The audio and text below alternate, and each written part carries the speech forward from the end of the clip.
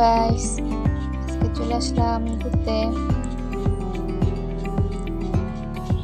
জায়গাটার নাম পরে বলছি। এই যে দেখো কি সুন্দর সুন্দর, আজকের ওয়েদারটা অনেক সুন্দর। এই যে ভূতের বাড়ি এখানে আছে। তারপরে হচ্ছে সামনে আরেক ঘুরলাম।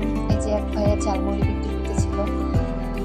তারপরে সামনে কিছু ফুল ছিল, ফুলগুলোর প্রাইস ছিল মোটামুটি খুব রিজনেবল প্রাইস ছিল। এই যে ফুলগুলো আমি নিয়েছিলাম, 100 টাকা ছিল, 200 টাকা ছিল, তারপরে 70 টাকা ছিল।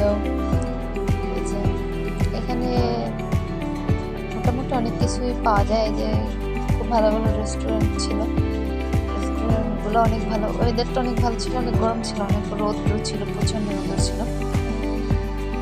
তারপরে এখানে আরো রেস্টুরেন্ট ছিল। এই যে জুতোগুলো, এগুলো 100 টাকা 150 টাকা করে ছিল।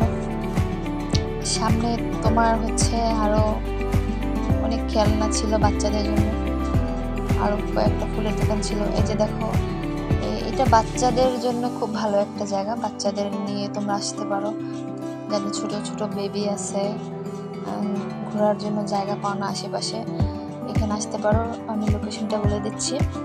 এটা হচ্ছে নারায়ণগঞ্জের ভিতরে। এটা হচ্ছে তোমার আদমজি থেকে, এটার নাম হচ্ছে 10 পাইপ। আদমজি থেকে এখানে ভাড়া নেবে হাইস্ট গেলে 30 টাকা, ছোট সিএনজিতে।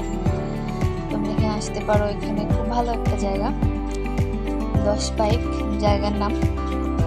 তো এখানে ঘুরে দেখলাম, বাট কিছুতে উঠতে পারি নাই, উঠি নাই এমনিতে। আর অনেক রৌদ্র ছিল, তাই ভাবলাম আর এসব কিছুতে উঠে আমার অভ্যাস নেই। এই যে দেখো কি সুন্দর ফুল, এখানে অনেক কিছু ভালো ভালো পাওয়া যায়। কসমেটিক ছিল, ফুল ছিল, খুবই ভালো, খুব সুন্দর একটা জায়গা।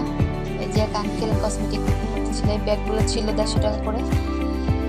তারপর আর কি, আর ঘুরতে ঘুরতে আর হঠাৎ করে বৃষ্টি চলে আসছে। বৃষ্টি আসার কারণে ভিডিওটা আর বড় করতে